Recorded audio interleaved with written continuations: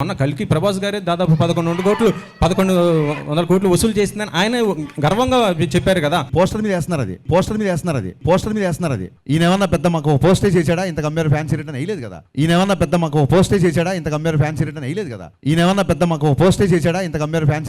కదా. హరీష్ గారి ఫాలోవర్స్ కంటే కూడా ఆయన బ్లాక్ చేసిన మెంబర్సే ఎక్కువ అంటారు. అవును నిజమే.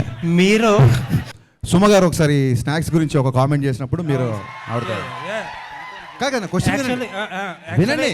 చాలా మంచి సార్ వినండి, మీరు చాలా బాగా అడిగారు. నన్ను ఫినిష్ చేయని చెప్పండి సార్. I appreciate that. నేను తిన్నప్పుడు కూడా ఎవరైనా అట్లా మాట్లాడితే నేను హట్ అవుతా. మీరు హట్ అవడంలో 200% న్యాయం ఉంది. స్నాక్స్లా తినే బదులు భోజనాలు చేసినప్పుడు మీరు హట్టేయరు. అది ఎమోషన్స్తో ఉంటాం సార్. మీరైనా మేమైనా అందరం ఒకటే కదా. మీ సురేష్ కొండెట్టి నాకు మొహమాటం లేదు. సురేష్ కొండెట్టి ఒక ఆడపిల్లని క్వశ్చన్ చేసినప్పుడు మీరు అతనితో కూడా సారీ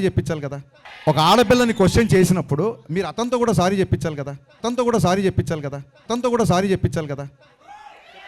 సుమగారు ఆ వేళ నన్ను అనలేదు. అండ్ ఆ రోజు నేను ఫాస్టింగ్లో ఉన్నా. సరే, రైట్ రాంగ్ అనేది సబ్జెక్టివ్, అది ఎవరు తీసుకునేది వాళ్ళది. ఇంకొకటి ఏదో ఒక జర్నలిస్ట్ గురించి నేను పేరు చెప్పడం మొహమాటం లేదండి, నేను చెప్తాను సురేష్ కొండేటి. హరీష్ గారు ఒక్క నిమిషం సార్. విశ్వ గారు సినిమా గురించి బిజినెస్ గురించి మొన్న నిన్న ఒక ట్వీట్ చేశారు కదా. సినిమా అదే బిజినెస్ అనేది కొద్దిగా ఇంటర్నల్ ఇష్యూస్, అవి బయట పెట్టకూడదు, మాట్లాడకూడదు అన్నారు. మీ నైజాం రైట్స్ వాటి గురించి పెట్టారు కదా మీరు. అంటే నాకు వచ్చింది సార్. కానీ ఈ మధ్యలో జర్నలిజం ఇన్వెస్టిగేటివ్ జర్నలిజం అయిపోయిందండి. ఒక క్రిమినల్ ఇష్యూకి మీరు ఇన్వెస్టిగేటివ్ జర్నలిజం చేసి బయటపెట్టడం వేరు, ఒక ప్రైవేట్ బిజినెస్లో ఇన్వెస్టిగేటివ్ యాటిట్యూడ్ వేరు. సో అలాంటివి చేయొద్దని పెట్టినానండి. అంటే నేను అనేది ఏంటంటే ప్రతి ఒక్కరు కూడా సినిమా రిలీజ్ అయిన తర్వాత కలెక్షన్స్ ఏమంటే చెప్పేస్తున్నారు, పెడుతున్నారు. మా సినిమా ఇన్ని కోట్లు కలెక్ట్ చేసిందనేసి. మొన్న కల్కి ప్రభాస్ గారే దాదాపు 1100 కోట్లు వసూలు చేసిందని ఆయన గర్వంగా చెప్పారు కదా. అది పబ్లిక్ ఇన్ఫర్మేషన్ అండి. అదే సార్, అంటే మా డీల్ గురించి పెడుతున్నారు. మా డీల్ తెలియదు కదా మీకు. డీల్ గురించి కాదు సార్, బిజినెస్ గురించి చెప్పుకోవచ్చు. మీరు మా బిజినెస్ ఇంకా మేము ఏ రేటు క్లోజ్ చేసామో తెలియదు, ఏ ఏరియా క్లోజ్ చేసామో తెలియదు, మేము ఎంతకు చేయాలనుకున్నామో చెప్పకూడదు కదా. ట్రాన్సాక్షన్ ఇద్దరి మధ్య జరిగినప్పుడు ఒక్కళ్ళ ఇన్ఫర్మేషనే పెట్టొద్దు అనేది అంత తప్ప మీరు ఎందుకు పెట్టారని క్వశ్చన్ చేయాలి. మళ్ళీ ట్వీట్ చదవండి, మీరు ఎందుకు పెట్టారని అడగట్లా. అండ్ మీరు అన్నారు ప్రొడ్యూసర్స్ కలెక్షన్ చెప్తున్నారు, అది పార్ట్ ఆఫ్ పబ్లిసిటీ. పోస్టర్ మీద వేస్తున్నారు. అది ఈయన ఏమన్నా పెద్ద మాకు పోస్టే చేశాడా ఇంత కంపేర్ ఫ్యాన్సీ రిటర్న్ వేయలేదు కదా. సో ఇద్దరి మధ్య ట్రాన్సాక్షన్ జరిగినప్పుడు ఒక్కళ్ళ మాటని ఎందుకు గట్టి పట్టుకుంటారు అన్నది అక్కడ రైజ్ లీక్ చేసినందుకు కాదు మ్యాటర్ అక్కడ. హరీష్ గారు సార్ హలో అండి. హరీష్ గారు లాస్ట్ 2 weeks దాకా ఒక క్యాప్షన్ వాడారు మీరు, నాతో సునాహోగా అని చెప్పి. క్యాప్షన్ మార్చారు. ఏదన్నా ఆ క్యాప్షన్ మాకు తెలిసి వేరే కాపీరైట్ ఇష్యూ ఏదో వచ్చిందండి. ఇంకో సినిమాకి ఏదో వాడతారని తెలిసింది, దాంతో ఈ క్యాప్షన్ పెట్టాల్సి వచ్చింది. ఓకే. ఇంకొక క్వశ్చన్ ఏంటంటే, సోషల్ మీడియాలో చాలా యాక్టివ్గా ఉండే డైరెక్టర్స్లో మీరు ఒకళ్ళు. బట్ చాలామంది ఏమంటారంటే హరీష్ గారి ఫాలోవర్స్ కంటే కూడా ఆయన బ్లాక్ చేసిన మెంబర్సే ఎక్కువ అంటారు. మీరు అంటే సోషల్ మీడియా హేట్ కానీ సోషల్ మీడియా ట్రోలింగ్ కానీ ఎందుకంత సీరియస్గా తీసుకుంటారు? నేను సీరియస్గా తీసుకుంటే సోషల్ మీడియాలో యాక్టివ్గా ఎందుకుంటాను? ఒకవేళ నేను సీరియస్గా తీసుకుంటే అంటే హట్ అయితేనే కదా మీరు బ్లాక్ చేస్తారు. కాదండి, అన్నెసెసరీ డిస్టర్బెన్స్. ఇప్పుడు అడ్వర్టైజ్మెంట్ వచ్చినప్పుడు ఛానల్ మారుస్తే అడ్వర్టైజ్మెంట్ మీరు హేట్ చేసినట్టు కాదు, ఆ టైంకి అది వద్దు అనుకుంటున్నట్టు, అది ఒక డీవియేషన్ అనుకుంటున్నట్టు అంతే. సో అది వాళ్ళు ఏదో హట్ అయిపోయి బ్లాక్ చేసినట్టు కాదు. అండ్ ఇంకోటి, ఖచ్చితంగా కొన్నిసార్లు హట్ అయి బ్లాక్ చేసి ఉంటాయి. ఎప్పుడైతే బూతులు మాడతారో అప్పుడు ఖచ్చితంగా బ్లాక్ చేస్తాను, ఖచ్చితంగా హట్ అవుతాను. ఓకే అండి, all the best for the film. Thank you. Harish గారు కంటెంట్ పరంగా 90s లో సినిమా కదా, ఆయన విశ్వ గారిని అడుగుతున్నారు అయిపోయి. విశ్వప్రసాద్ గారు సార్, చాలా రిపీటెడ్గా ఇండస్ట్రీలో జరుగుతున్న ఒక డిస్కషన్, ఇందాక హరీష్ గారు కూడా మెన్షన్ చేశారు. ఓటీటీ వాళ్ళ ఆబ్లిగేషన్తో మార్చిన పెట్టుకున్న డేటో సంథింగ్ ఏంటి అంటే చాలా చోట్ల డిస్కషన్ జరుగుతుంది. OTTs are arm twisting the producers to release on certain date అని చెప్పి. అంటే holidays can drive a movie అన్నట్టు ఓటీటీస్ కూడా ఒక షెడ్యూల్ ఉంటుంది. ఆ schedule can drive a business. So మన బిజినెస్ ప్రకారం సినిమాని రిలీజ్ చేస్తాం. అంటే ఆర్మ్ ట్విస్టింగ్ చేస్తున్నారు చాలా మంది ప్రొడ్యూసర్స్ని. ఇట్ కెన్ బి విశ్వప్రసాద్ గారిని కాకపోవచ్చు, అవ్వచ్చు కూడా, ఎందుకంటే బిగ్ ప్రొడక్షన్ వాళ్ళకు షెడ్యూల్ ఉంటుంది. ఆ షెడ్యూల్కి ఇన్ని మూవీస్ అని తీసుకోగలరు. మనం దానిలో వెళ్ళగలమా లేదా అనేది మన బట్ ఇష్టం. ఎప్పుడన్నా కౌంటర్ ప్రొడక్టివ్ అవుతుందా ఇలాంటి డెసిషన్స్ వల్ల, అంటే మీకు అదే చెప్తున్నాను, ఇలాంటి ఆప్షన్స్ వల్ల? హాలిడేస్గా సినిమాలు రిలీజ్ చేయాలంటే కొన్ని వస్తాయి. సో మన బిజినెస్ ప్రకారం వీళ్ళు ప్లాన్ అంటే- కొన్ని ఓటీటీస్ని బేస్ చేసుకొని ప్లాన్ చేస్తాము, కొన్ని థియేట్రికల్ బేస్ చేసుకొని చేస్తాము, కొన్ని కాంబినేషన్తో చేస్తాము. ఇక్కడ ఇది కాంబినేషన్ అండి, హాలిడే డేట్స్ ఓటీటీ రెండు కలిసి రావడం. అంటే మీరు చాలా యాక్టివ్గా ప్రొడ్యూస్ చేసే ప్రొడ్యూసర్ కాబట్టి నేను అడుగుతున్నా, ప్రొడ్యూసర్స్కి ఇటువంటి ఇంటర్ఫీరెన్స్ అనేది కంఫర్టబుల్గా ఉంటుందా లేదా మోస్ట్ కేసెస్? అంటే మీరు నా గురించి బాగా తెలుసు కదండి, ఆర్మ్ ట్విస్టింగ్ అలో చేస్తున్నా. మోస్ట్ ప్రొడ్యూసర్స్ అన్న ప్రొడ్యూసర్స్ కంఫర్టబుల్గా ఫీల్ అవుతున్నారా లేదా మీకు? డెఫినెట్గా బిజినెస్లా రన్ అవుతుందండి.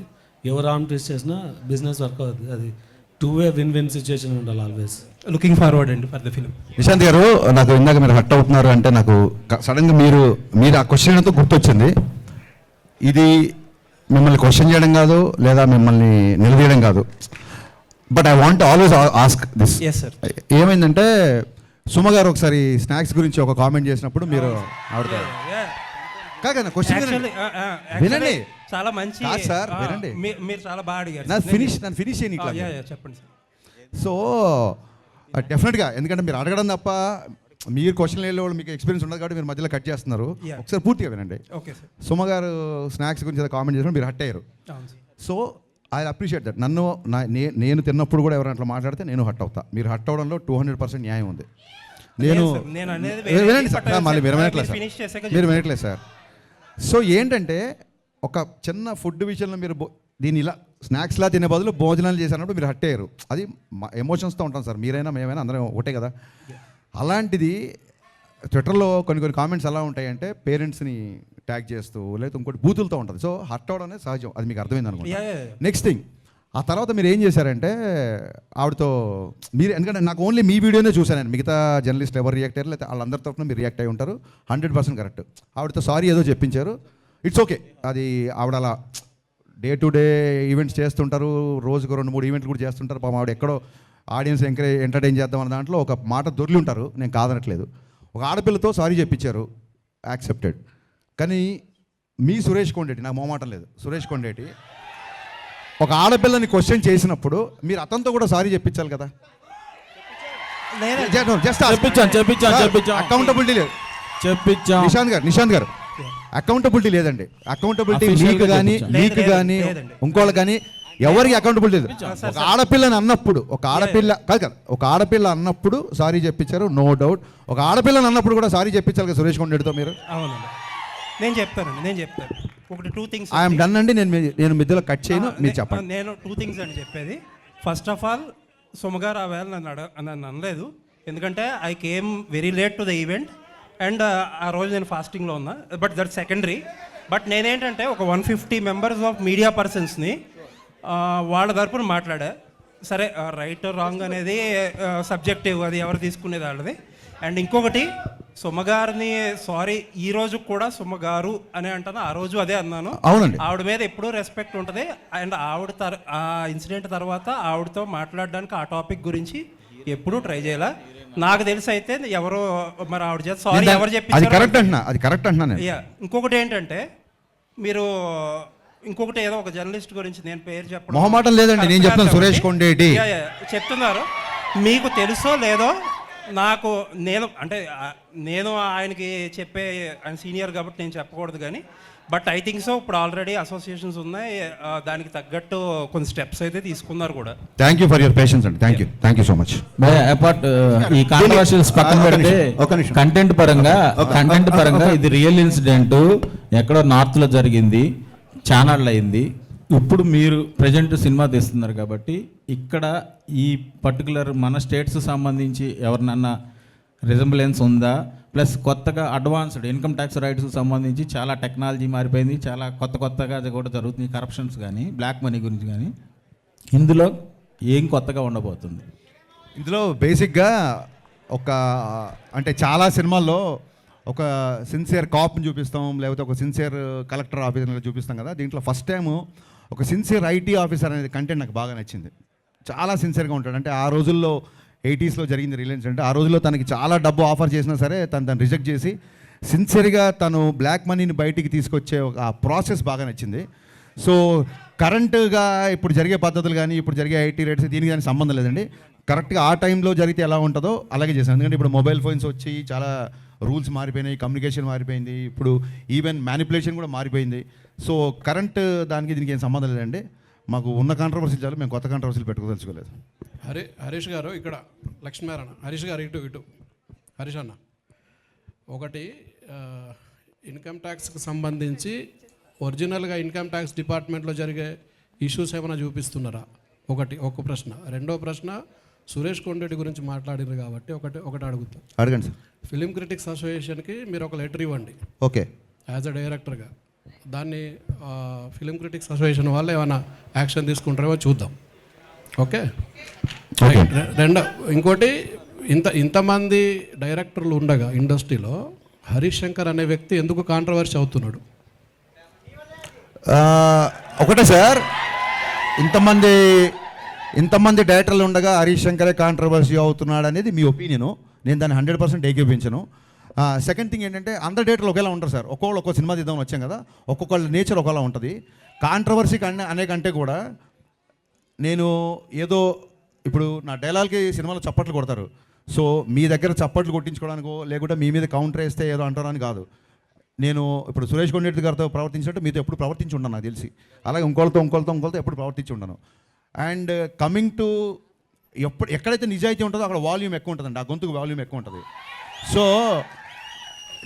గతంలో జిహెచ్ఎంసీని ట్యాగ్ చేస్తూ కానీ లేకుంటే డ్రైనేజ్ సిస్టమ్స్ కానీ ఒక చోట అనాథరైజ్ కన్స్ట్రక్షన్ జరుగుతుండే, మా ఇంటి పైన వాళ్ళు చిన్నపిల్లలు నిద్రపోకుండా ఏడుస్తుంటే రైట్ అంతా వాళ్ళు కాంక్రీట్ వర్క్ చేస్తుంటే కానీ నేను ట్వీట్ చేశా. సో బేసిక్గా కొంచెం కన్సర్న్ ఉన్నవాళ్ళు డెఫినెట్గా అదేమంటారు, చెట్లున్న అది పళ్ళున్న చెట్టుగా రాళ్ళ దెబ్బలు ఉంటాయి కాబట్టి కాంట్రవర్సీలు. ఓకే. విశ్వప్రసాద్ గారు, హరీష్ గారు ఒక్క నిమిషం బ్రదర్, ఒక్క నిమిషం. విశ్వప్రసాద్ గారు, ఈ సినిమాలో నల్లధనం గురించి చెప్తున్నారు. ఈ దేశంలో మొత్తం కార్పొరేట్ వ్యవస్థ దగ్గరనే నల్లధనం ఉన్నది. ఈ సినిమా మీరు ఏ ధనంతో సినిమా తీసిండ్రు? బ్రదర్ ఆగండి ఒక్క నిమిషం, వినండి. ఇప్పుడు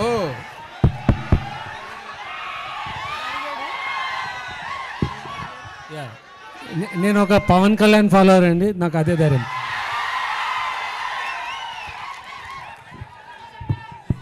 సార్ ఒక క్వశ్చన్, మీరు ఈ రీమేక్స్ మీకే ఈ రీమేక్స్ ఇప్పుడు ఆపేస్తారా లేకపోతే ఇంకా కంటిన్యూ ఇలాగే రీమేక్స్ చేస్తుంటారా? సినిమాలన్నీ కూడా రీమేక్ చేస్తున్నారు కదా, మీకు రీమేక్ డైరెక్టర్ అనే పేరు సోషల్ మీడియాలో బాగా. Thank you for the complement. అన్ని బ్లాక్ బస్టర్ కొట్టారు మీరు. హిట్ సక్సెస్ గురించి కాదండి, హిట్ సక్సెస్ గురించి కాదు. Thank you for asking this. నేనే చెప్దాం అనుకున్నా బట్ నాకు సరైన సందర్భం రాలేదు. ఒక సినిమా తీయడానికి ఒక నవల అవ్వచ్చు, ఒక కథ అవ్వచ్చు, ఒక పద్యం అవ్వచ్చు, ఎక్కడో వచ్చిన ఒక పేపర్లో ఒక న్యూస్ అవ్వచ్చు, ఏదో ఒకటి ఇన్స్పిరేషన్ ఉంటుంది. దీని నుంచి ఒక సినిమా ఫామ్ అవుతుంది. మీకు తెలిస్తే సీతారామయ్య గారు మనవరాలు చతురా విప్లవాలు ఆ రోజుల్లో వచ్చిన ఒక కథ, ఒక చిన్న కథ నుంచి 3 గంటల సినిమా చేశారు క్రాంతి కుమార్ గారు. సో ఒక సినిమాకి లేదా మనం ట్రైన్లో వెళ్తున్నప్పుడు ఎవడో మనకు తగిలిన ఒక క్యారెక్టర్ అవ్వచ్చు, లేదా ఎక్కడో సిన్సియర్ పోలీస్ ఆఫీసర్ అవ్వచ్చు, లేదా మీలాంటి సిన్సియర్ జర్నలిస్ట్ అవ్వచ్చు. సో ఒక సినిమా తీయడానికి ఒక క్యారెక్టర్ కానీ ఒక వస్తువు ఏదో ఒకటి ఇన్స్పిరేషన్ ఉంటుంది. నా ఉద్దేశం ఏంటంటే ఒక సినిమా తీయడానికి ఇంకో సినిమానే ఎందుకు ఇన్స్పిరేషన్ అవ్వకూడదని.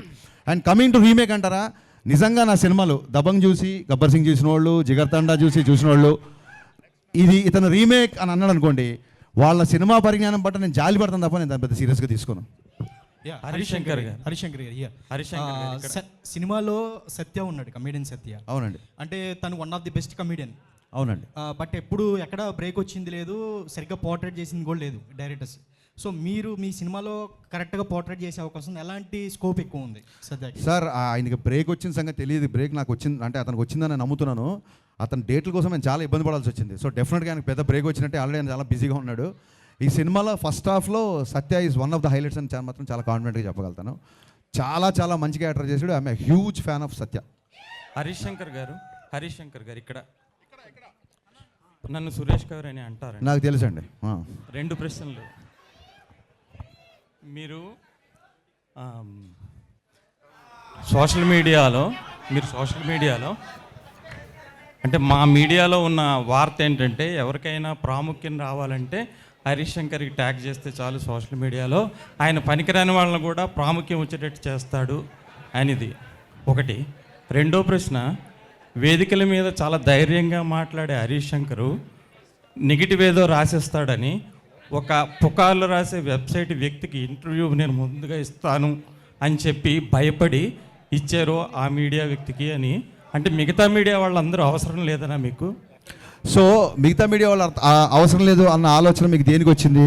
ఆ వ్యక్తికి మీరు అంత ప్రాముఖ్యం ఇచ్చా అంటే అందరినీ ఒకేలా చూడాలి కదా మీడియా అంటే. కాదండి, ఫస్ట్ ఆఫ్ ఆల్ ఎవరినన్నా ఫేమస్ అవ్వాలనుకుంటే హరీష్ని ట్యాగ్ చేస్తే చాలు అనేది మీ అభిప్రాయం, నా అభిప్రాయం కాదు. అంటే పనికిరాని వాళ్ళని అదే సార్, అది మీ అభిప్రాయం, అది మీ అభిప్రాయం, నా అభిప్రాయం కాదు. ఓకే, సో మీ అభిప్రాయానికి నేను సమాధానం చెప్పలేను. సెకండ్ థింగ్ ఏంటి, ఎవడో ఏదో రాస్తే భయపడతారని చెప్పి మీరు ఎందుకు రాస్తున్నారు? భయపడేవాడు అసలు ట్విట్టర్లోనే ఉండడు. రేపొద్దున మీరు కనుక అతనిలాగా రాస్తే అంతకు 100 రేట్లు మిమ్మల్ని కూడా అలాగే నేను మాట్లాడతాను, అలాగే రిప్లై ఉంటుంది. అంటే అలాగే ఇంటర్వ్యూ కూడా ముందిస్తారా? ఇంటర్వ్యూ ముందు వెనక లేదండి. ఇంటర్వ్యూ వినండి, ఇంటర్వ్యూ ముందు వెనక లేదు. అతను ఎప్పటి నుంచో ఇంటర్వ్యూ ట్రై చేస్తున్నాడు. ఒక వ్యక్తి నాకు చెప్పాడు, అది నిజం కాదు కూడా తెలియదు, అతను దాన్ని ఖండించాడు కాబట్టి. సో అయితే ఈసారి అతనితోనే మొదలు పెడదాం, చాలా క్యాజువల్గా తప్ప వీళ్ళు మిగతా వాళ్ళ లిస్ట్ రాయండి, సురేష్ గారి పేరు కొట్టేయండి, ముందు ఈయన పేరు పై తీసాడు అలా మీకు ఓపిక ఉంటే దీన్ని బయటికి వెళ్ళగానే ఇంటర్వ్యూ ఇస్తాం మీకు. హరీష్ గారు ఎక్కడ?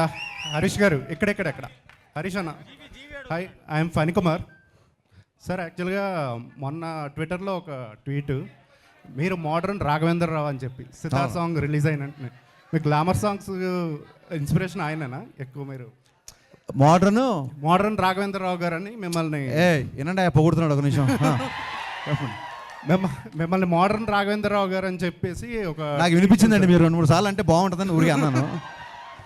థ్యాంక్ యూ అండి. యా, అంటే రాఘవేంద్ర గారు లెజెండ్ కదా, ఆయన్ని అనుకరించడం అంత ఈజీ కాదు, బట్ అలాంటి కాంప్లిమెంట్ అంతే, దానికి ఏం అర్థం అంటే. Thank you. And one more, మీకు పురాణాల జ్ఞానం కూడా ఎక్కువ అన్న, చాలా ఎక్కువ సార్లు చూసాము.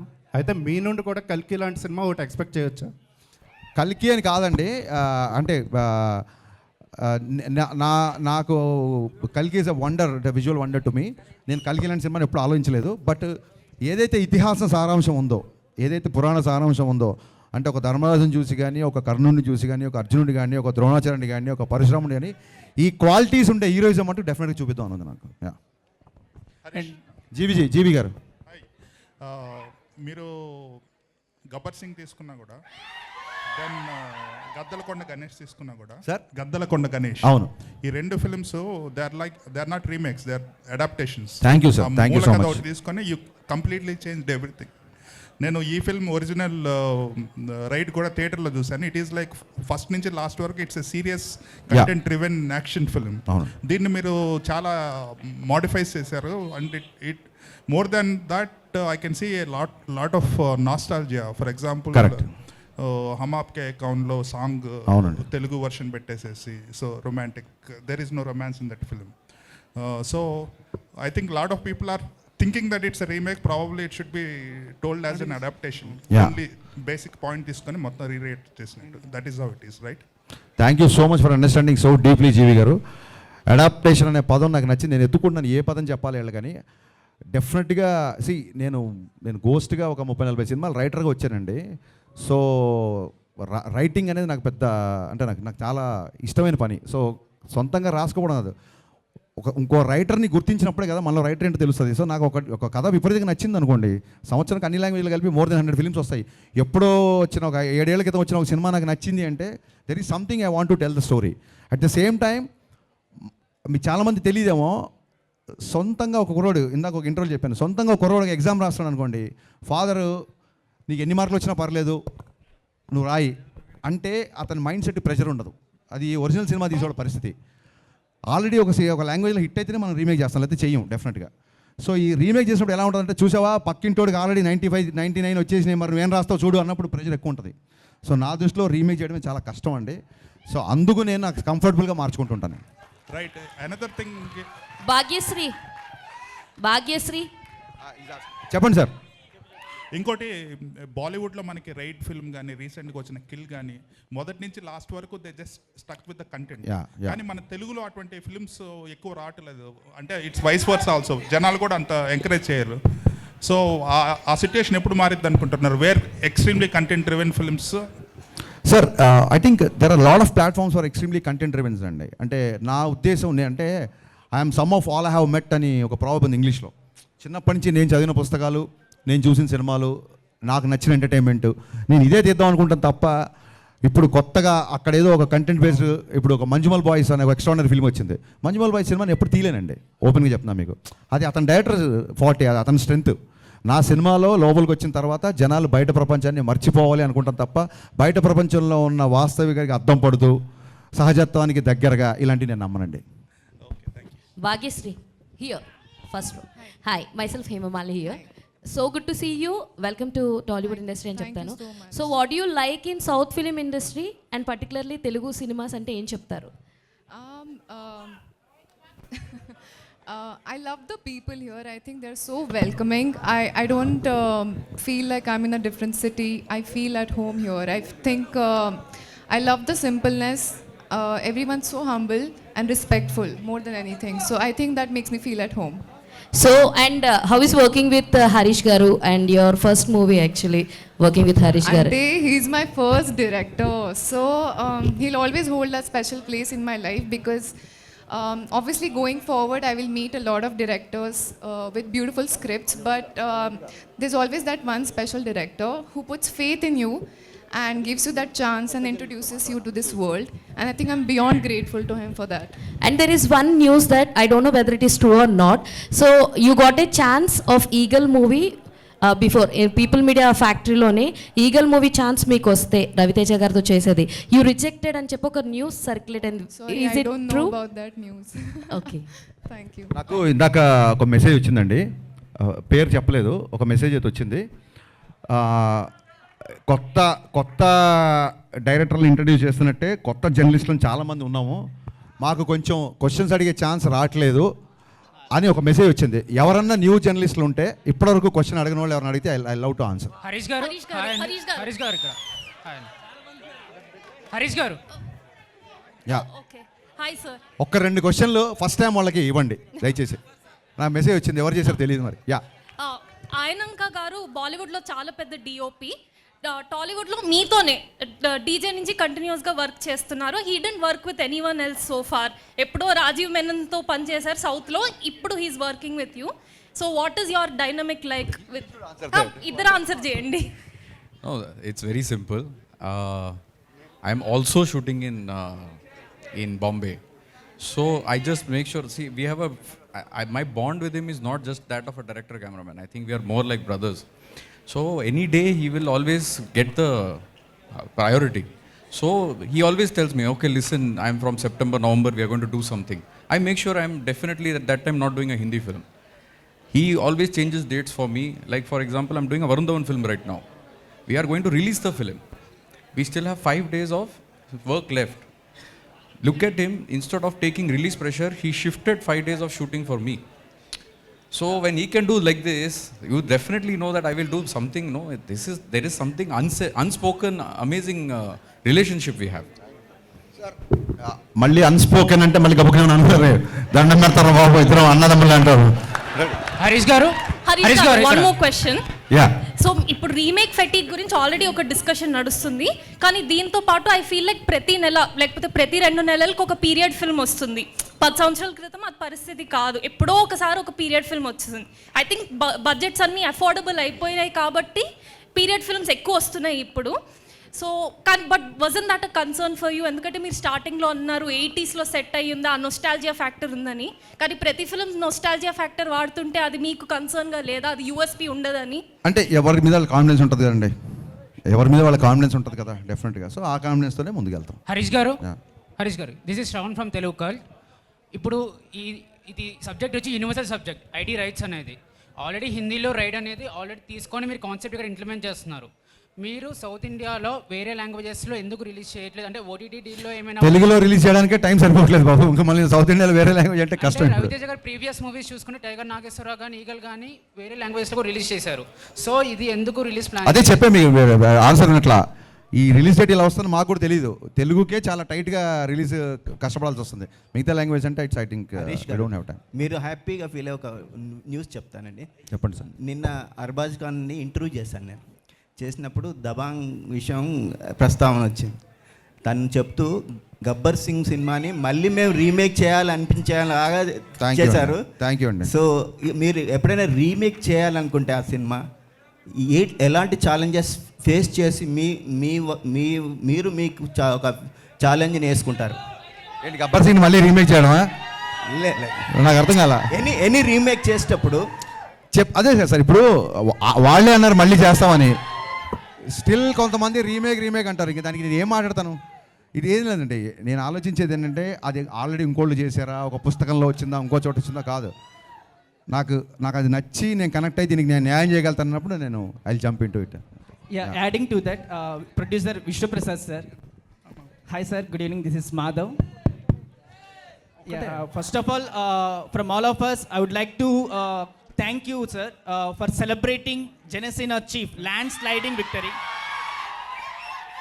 10 ఏళ్ల కష్టం, 100% స్ట్రైక్ అండ్ ల్యాండ్స్లైడింగ్ విక్టరీని ఇండస్ట్రీ తరపున సెలబ్రేట్ చేసిన ఏకైక వ్యక్తి మీరే. మా అందరి తరపున కూడా హృదయపూర్వక శుభాకాంక్షలు. And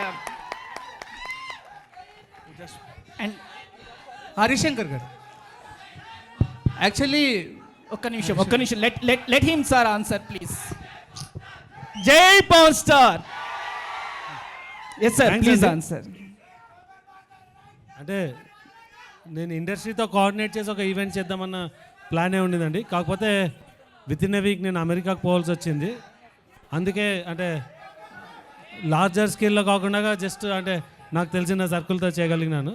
so that's the event to celebrate and we want to celebrate. Yes sir. Harishankar garu అన్న హరీష్ అన్న thanks to you as well. Harish అన్న thanks to you as well. Harishankar actually మీ దాంట్లో మాస్ అండ్ కమర్షియల్ థింగ్స్ ఎలా అయితే చూపిస్తారో I really love your the art of romance actually. So what's the rhythm in it అంటే ఏం చెప్తారు? What's the rhythm of what is your rhythm? It's a romantic rhythm.